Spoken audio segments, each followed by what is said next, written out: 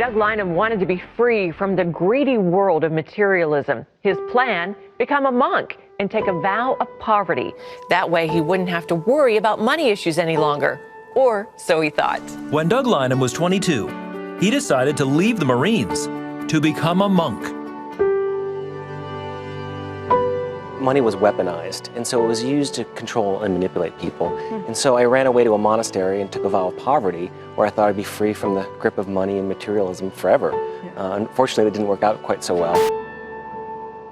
When the monastery went bankrupt, I vowed to learn everything I could about money management to make sure that I didn't repeat the mistakes of the monastery or of my family. Monastery guests who would come with spiritual problems often had financial problems lurking behind that. And I realized I had some skills to help, and so they would ask for me to pray for them, which I do, right? But God's not going to work a miracle to solve a problem that you have the power to fix. What I found in the monastery is that I wasn't very good at giving spiritual advice, so I had to find some other way of being of service. If you really sort of get to know people well, there's typically a critical financial issue lurking somewhere in the background. And I realized that that was what I was really good at helping people with. I think I found my real calling, which is trying to, make people's financial lives a little bit better and help them to prevent the suffering that I see from poor financial decisions.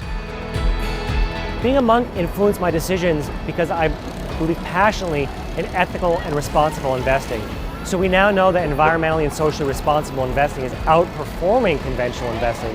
So it's not just the right thing to do, it's a smarter way to invest.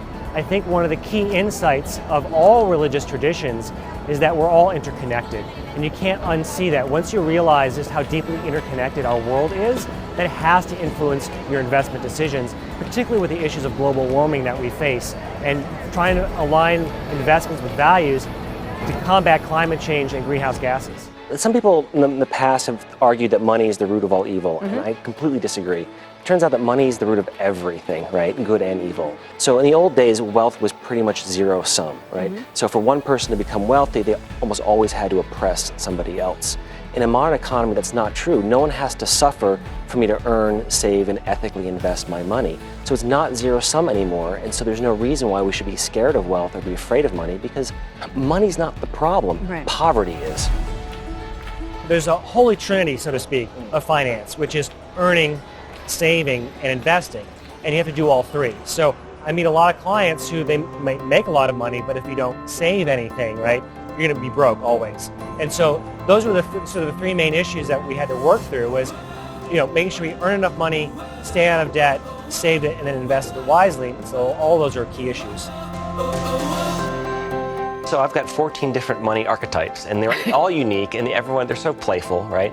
A big blinger would be someone who uses money as a show of wealth for ego gratification, right? Yeah. So there's all these different types. We all have them. We all have these sort of maybe childhood wounds or traumas that we have with money, and we need to, I think, dig into those a little bit and understand our financial history so that we can come to a more healthy middle ground, I think. As an investment advisor, I'm simply bringing the contemplative wisdom I learned in the monastery and bringing it out into the world and putting it into action.